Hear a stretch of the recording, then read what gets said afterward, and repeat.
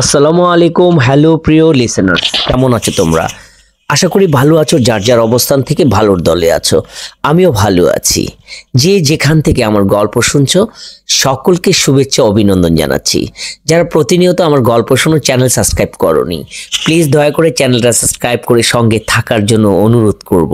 আর যারা করেছো তাদেরকে অসংখ্য ধন্যবাদ জানাচ্ছি। হরর বাংলা অফিসিয়াল বিডি কখনো মিথ্যা কুসংস্কারকে বিশ্বাস করে না। প্রতিনিয়ত ভৌতিক গল্প উপহার দেয় হচ্ছে কাজ। আশা করব তোমরা মিথ্যা কুসংস্কার সমাজে রটাবে না। আজকের এই গল্প জীবিত কিংবা মৃত কারোর সঙ্গে যদি মিলে যায় সেটা নিতান্ত একটা কাকতালীয়। সো বন্ধুরা, আজকে সায়ন্তনী পালের লেখা শ্রী পঞ্চমীর রাতে সকলকে স্বাগত জানাচ্ছি। আজকে গল্প পাঠে আমি বাদর রায়হান আছি তোমাদের সঙ্গে। শব্দ সাউন্ড এডিটিংয়ে আরিফিন রায়হান অনন্ত, পোস্টার ডিজাইন করেছেন তাহমিনা রায়হান মিম। তো আমরা গল্পে চলে যাই। সেই রাতে আমরা বন্ধুরা মিলে ক্লাবের সরস্বতী পুজোয় ঠাকুর পাহারা দিতে রাত জেগে তাস খেলছিলাম। বারটা ছিল শনিবার। ওই মাঘের শীত খানিকটা বৃষ্টি হয়ে গেল, তাতে যেন ঠান্ডা আরো জমিয়ে পড়লো। কনকনি বরফে ঠান্ডা। রাত তখন অনেক, প্রায় 1:30-2টা হবে। আবচালয় আধারে চারদিকে থমথম হয়ে আছে। বড় বড় গাছের তলায় অন্ধকার আরো জমাট বেঁধেছে। গাছের পাতা থেকে টুপটাপ বৃষ্টির শব্দ আরো নিহুতি পাখির বাতাস কাঁপিয়ে চিৎকার রাতকে আরো মায়াবী করে তুলেছে। আমরা ক্লাবের দরজা খুলে রেখে ভেতরে বসে তাস খেলছিলাম। টি-20 লাইন খেলছি। আমার পার্টনার টাপুর রং দেখতে চাইলো। এক্কা রং দেখালো, হরতন রং হয়েছে দেখে টাপুর বিমর্ষ হয়ে পড়ল। সেই সময় হঠাৎ কোথা থেকে একটা কচি বাচ্চার কান্নার শব্দ শোনা গেল। আমরা ওর মুখ চাইছি। এত রাতে বাচ্চা কোথা থেকে এলো? সামনে তাকিয়ে দেখি একটা শেয়াল মুখে একটা কচি বাচ্চা নিয়ে যাচ্ছে। এই বাচ্চাটাকে চিৎকার করে কাঁদছে। তাস খেলা হলে আমরা দৌড়ে গেলাম বাচ্চাটাকে বাঁচাতে। আমরা অবাক হয়ে গেলাম ভেবে শিয়ালটা কিভাবে বাচ্চাটাকে মায়ের কোলের কাছ থেকে চুরি করে আনলো। আমরা শিয়ালের পিছু পিছু ছুটছি। আমাদের হাতে 3 ব্যাটারির টর্চ লাইট। টর্চের আলোয় চেনা পথ দেখতে কোনো অসুবিধা হচ্ছে না।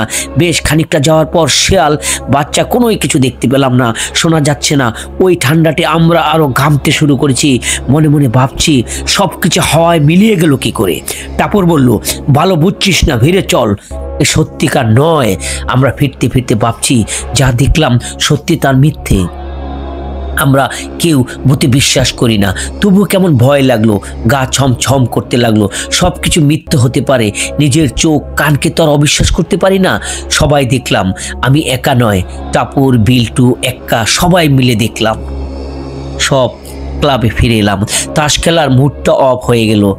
এক্কা খুব ভীতু। সে ভয়ে ভয়ে বলল, চল ঘরে ঢুকে দরজা বন্ধ করে দিই, ঠাকুর বাইরে পড়ে থাকবে বলে। আমরা আপত্তি জানালাম। টাপুর বলল, শুনছিস, ভূত কারো ক্ষতি করে না, আর আমরা তো দলে আছি, এত ভয় কিসের? বিল্টুর বরাবরই একটু দস্যি প্রকৃতির। সে গম্ভীর হয়ে বলল, ভয়? ভয় আবার কি? এত এত মেয়েদের মানায় যা, তুই বরং শাড়ি পর, এ তো মেয়েদেরই মানায়। আমি পাশ করে টিপ্পনি কাটলাম, মায়ের আঁচলের তলায় থাক, তোর ওইসব রাত ফাত জাগার কি দরকার? সবার কথা শুনে একা চুপ করে গেল। টাপুর গল্প জোড়ালো, মেয়েরা বিতু বলছিস? তবে শোন একটা গল্প বলি। আমার পিসিমা ছিলেন ভীষণ সাহসী প্রকৃতির। ওনার কোনো সন্তান ছিল না। তখনকার দিনে সারা রাত জেগে থিয়েটার হতো, আর পিসেমশাই সারা রাত যাত্রা থিয়েটার দেখতেন।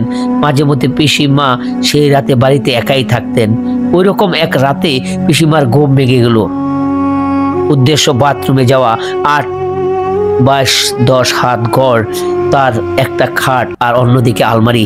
সেই আলমারির গা ঘেঁষে একজন দাঁড়িয়ে আছে, লম্বা চওড়া বর্ষা চেহারার, গায়ের রং কালো, গুলির মতো চোখ দুটো আগুনের বাটার মতো জ্বলছে। আর সেই চোখ দুটো পিসিমার দিকে লক্ষ্য করে আছে। মাথা ভর্তি জাকরা জাকরা চুল, অতি সন্তর্পণে এক পা করে এগুচ্ছে পিসিমার দিকে। সেই চোখ বুজে দিয়েছিলেন। কিছুক্ষণ পর আর একবার চোখ খুলে দেখলো দানবটার খানিকটা এগিয়ে এসেছে। পিসিমা ভয়ে উল্টো দিকে ফিরে শুয়ে রাম রাম জপতে লাগলো। এতক্ষণ দপ বদ্ধ করে এক্কা গল্প শুনছিল। রাম রাম মন্ত্র শুনে সে বুক বল পেয়ে রাম রাম জপতে লাগলো। ওর ছেলে মানুষে আর ভীতুর স্বভাব দেখে আমরা সবাই হেসে উঠি। টাপুর ওর গল্প শুনতে মশগুল। আমরা সবাই হাসছি দেখে ঘাবড়ে গেল। ও আমাদের থামিয়ে বলল, তারপর শোনা না কি সাহসী আমার পিসিমা, তোরা একমাত্র বলছিস না মেয়েরা ভীতু। তারপর পিসিমা তো ঘুমিয়ে পড়েছিল। ভোর রাতে আবার ঘুম ভাঙতে চোখ খুলে দেখে কোথাও কেউ নেই। এবার বাথরুমে যাবে, উঠে সর্ববটন খাটের তলায় উকি দিয়েছে, কেউ নেই। দরজা খুলে রান্নাঘর টপকে তারপর বাথরুম। চারদিকে তাকাতে তাকাতে গেছে, দানবটা কোথাও নেই। উকি মেরে বাগানেও নেই, সেখানেও কোথাও নেই। ভেবে দেখ তো কি সাহস। আমরা হলে ওই পরিস্থিতিতে কি করতাম জানি না। সবাই চুপ করে গল্প শুনছি। এই সুযোগে এক্কা ঘুমাচ্ছে। গায়ের আলোয়ানাটা পায়া থেকে মাথা অবধি জড়িয়ে রেখেছে। কিছুক্ষণ সব স্তব্ধ। একটা পিন পড়লেও আওয়াজ শোনা যাবে। পিল্টু বলল, আমার দাদা বল্টু খুব সাহসী, তবে কি জানিস ভূত সবাই দেখা দেয় না। আমার দাদাও দেখতে পায়নি, তবে টের পেয়েছিল তার উপস্থিতি। তোরা জানিস তো আমাদের পাশের বাড়ির কেউ থাকে না, গোটা বাড়িটা নির্জম ফাঁকাই পড়ে থাকে। জানিস তো ভূতেরাও দখল করে নিতে জানে, পাকা বাড়ি দেখলেই হলো। একদিন দেশের বাড়ি দাদা একটু কাজে গিয়েছিল, আগত রাত্রে ওই বাড়িতে থাকতে হলো। তখন দাদা ঘুমাচ্ছে। একসময় ঘরের মধ্যে পায়ের আওয়াজ, পায়ের শব্দে ঘুমটা একটু পাতলা হয়ে গেছে। তারপর পরিষ্কার দাদা বুঝতে পারছে পায়ের তলাকে যেন সুরসুরি দিচ্ছে, কিন্তু চোখ খুলে কিছু দেখতে পাচ্ছে না। চোখ পিট করে দেখতে চেষ্টা করলো, কিছু দেখতে পেল না। এবার ভাবলো ইঁদুর, তারপর ভাবলো ইঁদুর হলে তো ঘোরাঘুরি করতো, শব্দ পাওয়া যেত। তখন সে উঠে চপ করে বাতি জ্বালিয়ে দেয়। তারপর দাদা এক তান্ত্রিকের সঙ্গে ওই নিয়ে আলোচনা করেছিল। সব শুনে বলেছিল, ওই বাড়িতে একা কেউ থেকো না, যে আছে সে তোমাদের একজন পূর্বপুরুষ, সে তোমাদের কোনো ক্ষতি করবে না, তবে একা কেউ থাকলে তাকে ভয় পেতে পারো। পিল্টুর গল্প শেষ হলো। আমি তখন ভাবছি সবাই তো কিছু না কিছু বলল, আমি কিছু বলবো না কেন? সবাই আমার মুখের দিকে উৎসুক দৃষ্টিতে কিছু শোনার জন্য তাকিয়ে আছে। বাধ্য আমি শুরু করলাম। হঠাৎ সেই সময় আমার দিদিমার ঘটনাটা মনে পড়ে গিয়েছিল। খেতে বসে স্ট্রোক হয়ে হঠাৎই আমার দিদিমা একদিন মারা যান। হাসপাতালে যাওয়ার সময় সম্পূর্ণ জ্ঞান ছিল। দাদুকে প্রণাম করে গাড়িতে উঠলো। তারপর 24 ঘন্টা গেল না, দিদি মারা গেলেন। দিদিমা ছোট মাসিকে খুব ভালোবাসতেন। তখন ছোট মাসি বিয়ে হয়নি, তাই হয়তো টানটা একটু বেশি ছিল। মাসিকে রোজ দিদিমা দেখা দিত। একদিন দরজায় কড়া নাড়ার শব্দে মাসিমা দরজা খুলতে গেছে। দরজাটা খোলা মাত্র মাসিমাকে দিদিমা জড়িয়ে ধরেছে।